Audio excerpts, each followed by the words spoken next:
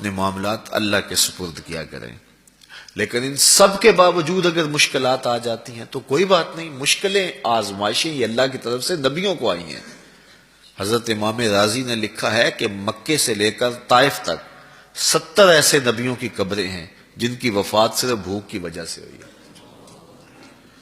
تو ہم ایک دن کا فاقہ آ جائے، تھوڑا سا کاروبار نرم ہو جائے تو بابوں کے پاس بھاگ کے اللہ کے ساتھ شریک ٹھہرانے لگ جاتے ہیں. کیوں؟ کس وجہ سے؟ آزمائش سہیں، برداشت کریں.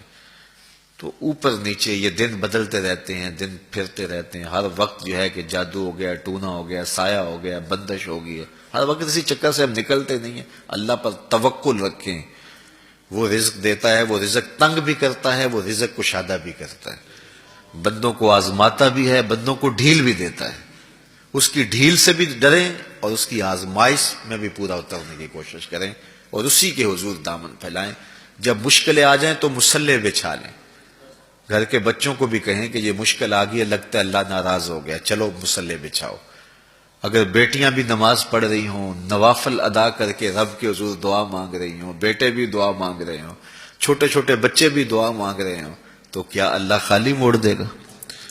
تو زیادہ سے زیادہ نیک مجالس کے اندر شامل ہو جائیں. تو بالخصوص میں اپنے پیر بھائیوں کو پابند کرتا ہوں کہ آپ اپنے گھروں میں بھی پابند کریں، کسی بابے کے پاس نہ جائیں. یہ بڑے گندے لوگ ہیں، یہ سامنے اب چیزیں آ رہی ہیں، بڑے گندے اور غلیظ قسم کے لوگ ہیں. ان کی نظروں میں غلاظت بھری ہوئی ہے اور جو ہے وہ لوگوں کے ہجوم سے کبھی متاثر نہ ہوں کہ فلاں وہاں سے اتنے لوگ جا رہے ہیں. لا یصیر الباطل حقا بکثرت المتمسکین بہ. اگر کسی جھوٹ کے ساتھ، کسی باطل کے ساتھ زیادہ لوگ وابستہ ہو جائیں تو اس وابستگی سے باطل حق نہیں ہو جاتا. لوگ کہتے ہیں جی اتنے لوگ آ رہے ہیں، کچھ ہے تو آ رہے ہیں. تو جو بت خانے میں جا رہے ہیں اتنے لوگ تو کچھ ہیں تو جا رہے ہیں، کیا مطلب یہ کوئی اب معیار ہے؟ تو جوہلا کا جمع ہونا، جوہلا کا کہیں جانا، یہ معیار نہیں ہے. معیار جو اللہ رسول نے دیا ہے ہمارے نزدیک بس وہی ہے. تو جب کوئی مصیبت بنے، مصلح بچھا کے دعا مانگو اللہ کی بارگاہ میں، نوافل پڑھو، صدقہ کرو، خیرات کرو، منت مان لو، روزوں کی منت مان لو، نمازوں کی منت مان لو، صدقہ کرنے کی منت مان لو، اور اللہ کے نیک بندوں سے جا کے دعا کرواؤ. غریبوں میں آپ رزق بانٹو، اس سے برکت ہوگی، اس سے پریشانیاں دور ہوں گی. رزق کم ہو گیا ہے تو غریبوں کو دو. لگتا ہے غریبوں کو دو گے تو اور کم ہوگا، نہیں. جب دو گے تو اللہ کے سچے وعدے آپ کو نصیب ہوں گے اور آپ کو برکت نصیب ہوگی. اس کے راہ میں دینے سے کم نہیں ہوتا ہے. اس لیے میں خاص طور پہ یہ باتیں اس لیے کر رہا ہوں کہ ان دنوں کے اندر بہت زیادہ جو ہے وہ اس طرح کے لوگ ہیں اور مختلف جو ہے وہ چینلز کے اوپر ان کو سامنے لایا جا رہا ہے. تو ان لوگوں سے اپنے دامن کو چھڑائیں اور صالحین کی صحبت کو اختیار کریں. صالحین کی صحبت سے آپ کو نور ملے گا، روشنی ملے گی.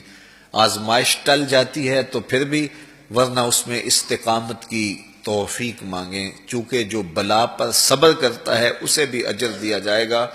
صحیح حدیث میں آتا ہے کہ اہل بلا کو قیامت کے دن جو صلہ دیا جائے گا تو دوسرے لوگ آرزو کریں گے کاش ہمارے جسم کو لوہے کی کینچیوں سے کاٹ دیا جاتا. تو یہ جو تکلیفیں آتی ہیں یہ گناہ اس سے جڑتے ہیں، اس سے درجے بلند ہوتے ہیں، اس سے اللہ کی قربت نصیب ہوتی ہے.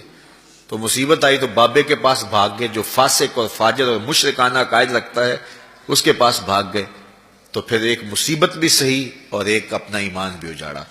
اس لیے اس مصیبت سے جو باطنی فوائد ملیں گے، جو روحانی مرتبے بلند ہوں گے، ان کو حاصل کریں. تو غیرت کے ساتھ جینے کا ڈھب ہم سیکھیں، مت ایسے لوگوں کے پاس جائیں. اللہ آپ کو مجھے اپنی رحمتوں کے سائے میں رکھے.